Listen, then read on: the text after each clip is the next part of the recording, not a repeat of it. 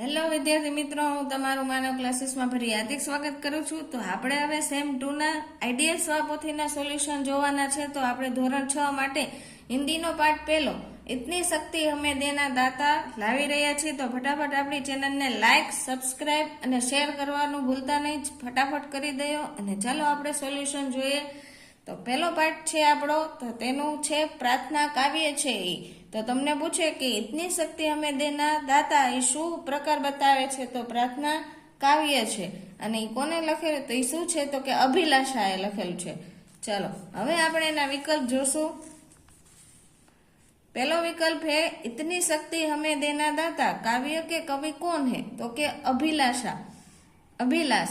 इतनी शक्ति हमें देना दाता काव्य में कवि ने ईश्वर को खाली जगह रूप में संबोधित किया है। तो के दाता। हमारे मन में कैसी भावना नहीं होनी चाहिए? तो के बदले की। खाली जगह खुशियों के बांटे सभी को। तो के फूल। कर दे खाली जगह हर एक मन का कोना। तो के पावन। હવે નીચે તમને रिक्त स्थानों की पूर्ति कीजिए એવું આપેલું છે। તો એમાં આપણે જોઈએ પહેલી ખાલી જગ્યા, कवि ईश्वर से मन का खाली जगह कमजोर न हो ऐसी प्रार्थना करते हैं। જો તમને કાવ્ય પંક્તિ આવડતી હશે તો ખાલી જગ્યામાં કોઈ વિચાર તમારે કરવો નહીં પડે, ફટાફટ તમને આવડી જશે જવાબ। જેથી કાવ્ય પંક્તિ પહેલા ખાસ કરીને પાકી કરી લેવી, અને એક્ઝામમાં પણ તમારે 2 માર્કમાં એ પૂછાય જ છે, તેથી ફરજિયાત પાકું કરી લેવું। ચાલો એમાં જવાબ આવશે વિશ્વાસ। હવે બીજી ખાલી જગ્યા છે, कवि खाली जगह के अंधेरे को दूर करना चाहते हैं। तो के अज्ञान। कवि खाली जगह से बच के रहना चाहते हैं। तो के बुराई। किसी का किसी से खाली जगह नहीं होना चाहिए। तो के बेर। धरती पर खाली जगह का बोझ है। तो के पाप। चलो હવે આપણે જોઈએ 1-2 वाक्य के उत्तर लिखिए। तो के पहलू છે, कवि ईश्वर से किसकी रोशनी मांगता है? तो के कवि ईश्वर से ज्ञान रूपी रोशनी मांगता है। कवि कैसी जिंदगी के लिए ईश्वर से प्रार्थना करते हैं? तो कि कवि ईश्वर से ऐसी जिंदगी के लिए प्रार्थना करते हैं कि वह हमें जितनी भी जिंदगी दे वह भली हो। कवि सभी के जीवन को कैसा बनाना चाहते हैं? तो कि कवि सभी के जीवन को मधुवन के समान सुंदर बनाना चाहते हैं। हमें किसके बारे में सोचना चाहिए? तो कि हमें सदा दूसरों की भलाई के बारे में ही सोचना चाहिए। हमारा मन पावन कैसा बनेगा? तो कि हमारा मन करुणा रूपी जल से पावन बनेगा। हमें दुश्मनी से किसके खो जाने का डर है? तो कि हमें दुश्मनी से खुद से ही खो जाने का डर है। હવે નીચે છે, किसकी रचना का अंत नहीं होना चाहिए? तो कि ईश्वर की बनाई हुई रचना का अंत नहीं होना चाहिए। चलो 2-3 वाक्यों में उत्तर लिखिए। जो आपने नीचे चलो पहलो प्रश्न है, हमें कैसे रास्ते पर चलना चाहिए? क्यों? तो कि हमें नेकी के रास्ते पर चलना चाहिए, क्योंकि इसी से जीवन में सुख और शांति की प्राप्ति की जा सकती है। कवि ईश्वर से कैसी जिंदगी की कामना करते हैं? तो कवि ईश्वर से ऐसी जिंदगी की कामना करते हैं कि जिससे उसके प्रति हमारा विश्वास कभी कम न हो और हम सदा नेक रास्ते पर चलते हुए लोगों के दुख दूर कर सके। कविता में कैसा जल बहाने की प्रार्थना की गई है? क्यों? तो कि काव्य में प्रभु के करुणा रूपी जल बहाने की प्रार्थना की गई है, क्योंकि तो कि जिससे सभी लोगों के मन पूर्ण रूप से पवित्र बन जाए, सबका जीवन ही बन जाए मधुबन का भावार्थ क्या है? तो कि इस पंक्ति का भावार्थ यह है कि सबके जीवन में खुशियों के फूल इतने होने चाहिए कि उनका जीवन खुशियों से भर जाए, जिससे सभी का जीवन सुखी बन जाए। 5वां प्रश्न, धरती पर हर तरफ क्या है? क्यों है? तो कि धरती पर हर तरफ जुल्म और बेबसी है। हर आदमी डरा डरा सा है, क्योंकि उसे कोई ऐसी शक्ति दिखाई नहीं देती जो अत्याचारियों का सामना करे। હવે છે પ્રશ્નों के सविस्तार उत्तर लिखिए। એટલે કે મોટા પ્રશ્ન, मन का विश्वास कमजोर होना ऐसा कवि क्यों कहते हैं? तो कि कवि ईमानदारी के नेक रास्ते पर चलना चाहते हैं और इस रास्ते पर चलने में उन्हें बहुत कठिनाइयों का सामना करना पड़ेगा।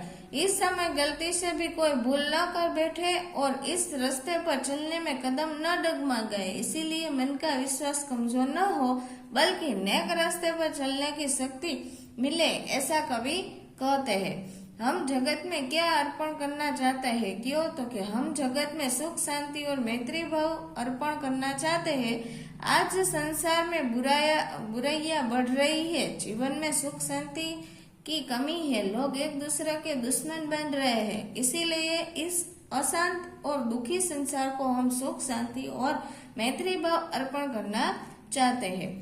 हम सभी को क्या बांटना चाहते हैं? क्यों?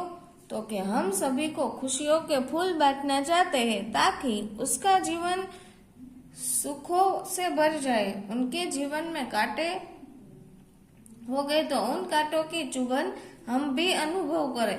इस डर से बचने के लिए हम सबको खुशियों के फूल बांटेंगे। હવે નીચે તમને પંક્તિઓના ભાવાર્થ આપેલા છે તે તમે એમાંથી જોઈને પાકા કરી શકો। જે પંક્તિ છે એ શું કહેવા માંગે છે એ તમને અહીંયા લખવાનું કીધેલું છે। ચાલો નીચે છે કાવ્ય પંક્તિ પૂર્ણ કીજીએ, તો એ તમને પાકી કરીને તમે જાતે અહીંયા પૂરી શકો છો અથવા આમાંથી પણ જોઈને લખી શકો છો। હવે નીચે તમને પ્રશ્ન નંબર 8 માં આપેલું છે, ઉદાહરણ કે અનુસાર સમાન तुक वाले शब्द लिखिए, એટલે કે એના જેવા અર્થવાળા લતાએ તો કે વ્યથાએ, કથાએ, પ્રથાએ એવી રીતના એના મીનિંગ વાળા શબ્દ લખવાના છે।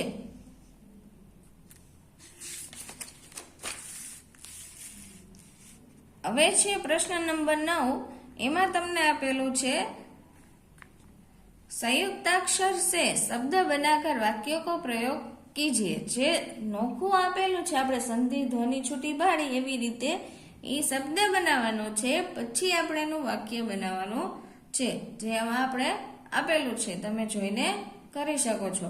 સમાનાર્થી શબ્દ, તેમાં વિશ્વાસ છે તો ભરોસા, રોશની તો પ્રકાશ, મધુવન તો ઉપવન, શક્તિ તો તાકાત, નેક તો ઈમાનદાર, પાવન તો પવિત્ર।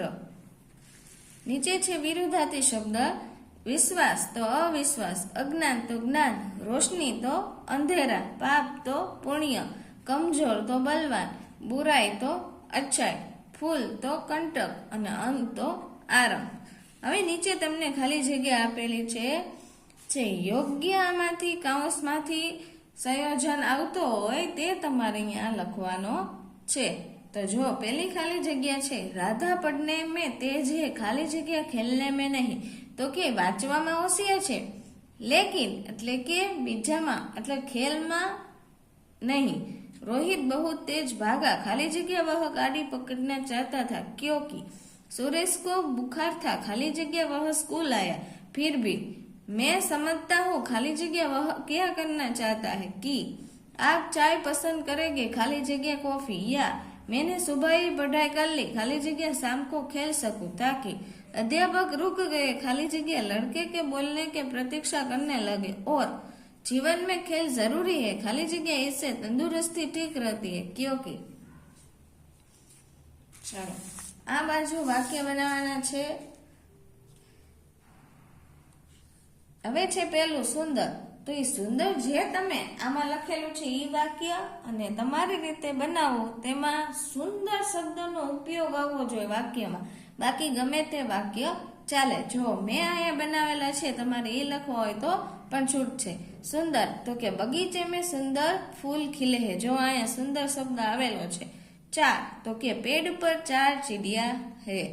उसका तो के उसका घोंसला पेड़ पर है। थोड़ा तो गिलास में थोड़ा दूध है। लाल तो के बगीचे में लाल गुलाब के पौधे। एवी रीतना बधा वाक्य बनावाना छे। હવે નીચે તમને પ્રશ્ન નંબર 14 માં કોઈ ચિત્ર આપેલું છે, તેના ઉપરથી તમારે એનું વર્ણન કરવાનું છે, જે તમને આપેલું છે। પ્રશ્ન નંબર 15 માં હિન્દીમાં આપેલું છે અને આપણી માતૃભાષા ગુજરાતીમાં તમારે એનું અનુવાદ કરવાનું છે। તે પણ આપણે જો પરીક્ષામાં પૂછાય છે, તેથી ખાસ કરીને તમારે પાકું કરી લેવું। ચલો આ વિડીયોને આપણે વિરામ આપશું, તો ફટાફટ તમારા મિત્રને શેર કરો અને તમે પણ સબસ્ક્રાઇબ કરવાનું ભૂલતા નહીં।